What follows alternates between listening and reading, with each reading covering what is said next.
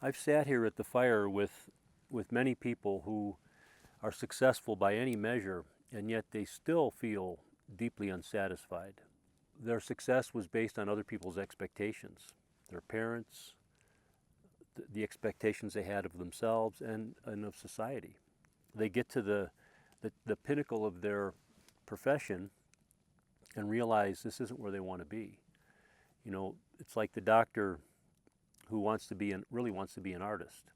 I know a doctor who has a multi-million-dollar practice. It's very successful, and yet he's not happy in it.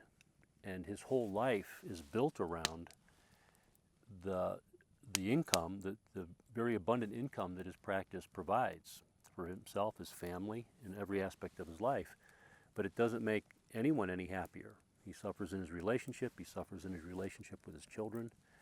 And, and the secret admission is I really want to be an artist, but I can't do that now. So there's a feeling of being stuck, even trapped. And that can be a very uncomfortable place for anyone to be. My own story is one of being a chiropractor and having a strong practice, and yet not feeling successful because I compared myself to a model of what success looked like in my profession. And that was a tough row to hoe because I kept comparing myself to that paradigm, and so I didn't allow myself to feel success. And so I suffered. We get caught. We get caught in the expectations of our culture, of ourselves, our parents, etc.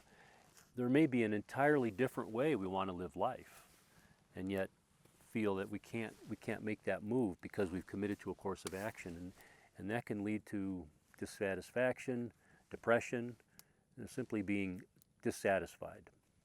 So what that feeling is really about, what's at the heart of the matter, is giving yourself permission to follow the call of your heart.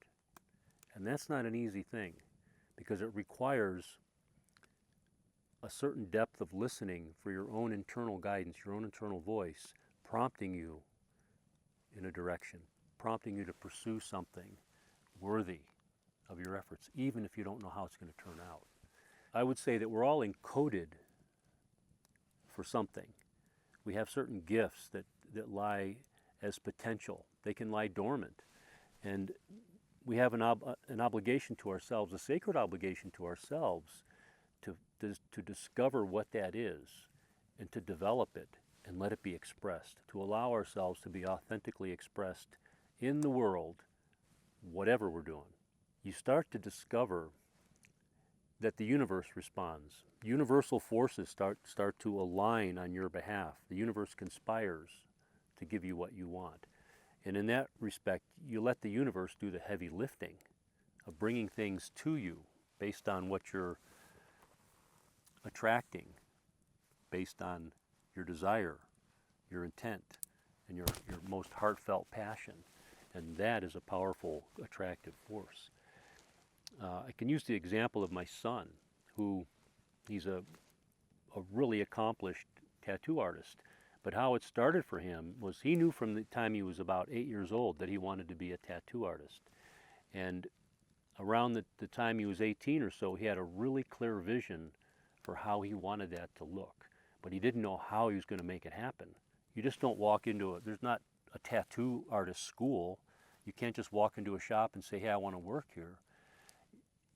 It's a hard path to find your way in that particular world. What happened for him, he was working in a restaurant, wrapping up the night. He was getting ready to go home, and one of his coworkers asked if he would take a late table that had just walked in. These folks get seated at his table, and he recognizes them. They're well known in the tattoo world, and he strikes up a conversation. One thing leads to another, and they were the ticket in where he was able to get his foot in the door in a tattoo shop in Ventura, California that led to his becoming a tattoo artist. He apprenticed for 2 years and finally got his own seat. It was out of his undeterred determination and passion and vision for what he wanted to do that it happened. The universe lined it up for him. The universe, as I said before, did the heavy lifting, and all he was doing was showing up. And sometimes it's just like that. The universe is waiting for us to show up. And when we don't show up for ourselves, we get what we get by default. It's a matter of